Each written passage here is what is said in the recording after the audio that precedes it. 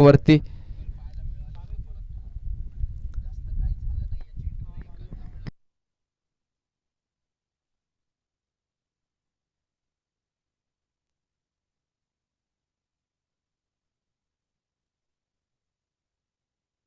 आक्रमण करण्याचा प्रयत्न झाला परंतु पाहिजे तसा समाचार घेता आला नाहीये. दीपक तिथे उपस्थित आहे.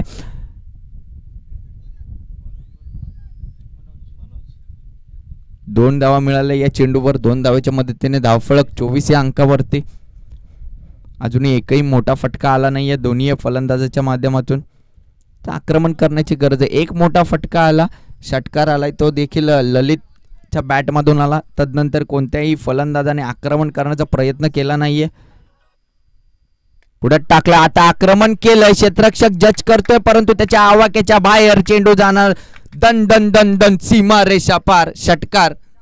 या षटकाराच्या मदतीने धावफलक जाऊन पोहोचलोय 30 या अंकावरती. मनोजवर आक्रमण करण्यास सुरुवात केली आहे. स्लॉक षटक, हाणामारीचं षटक म्हणून ज्या षटकाची ओळख आहे ते षटकाची ओळख मात्र मैदानामध्ये दाखवत आहेत फलंदाज.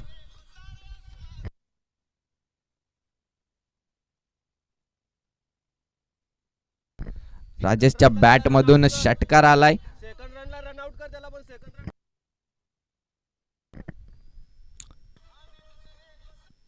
अजूनही उर्वरित चेंडूचा खेळ बाकी. अजून 2 तरी मोठे फटके येणं खूप गरजेचं आहे. अशा प्रकारची गोलंदाजी राहिली तर निश्चितच ते 2 फटके मोठे येणारच. आणखीन एक षटकार आलाय तो म्हणजेच राजेशच्या बॅट मधून मनोजवर केलेलं हे आक्रमण मुक्पेश संघासाठी महागडं ठरणार का?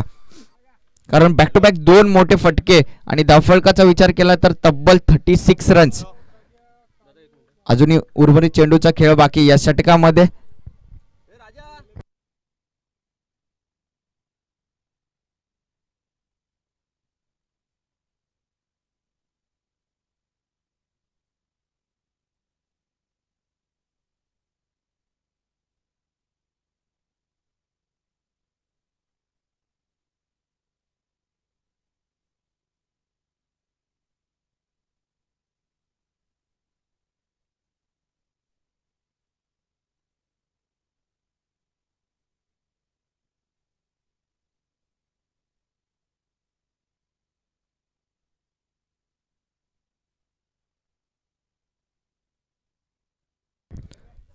आक्रमण करायला सुरुवात केली.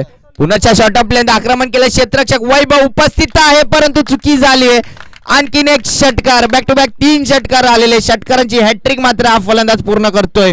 राजेशच्या बॅट मधून आलेला हा 3रा उत्तुंग षटकार. धावफलकाचा विचार केला तर 42 रन्स ऑन बोर्ड. चांगली धावफलक मित्र म्हणणे आता मनोज महागडा ठरतोय. मुक्पेश संघाकडून 4 चेंडूंमध्ये तब्बल 20 धावा खर्च केल्या मित्रांनो.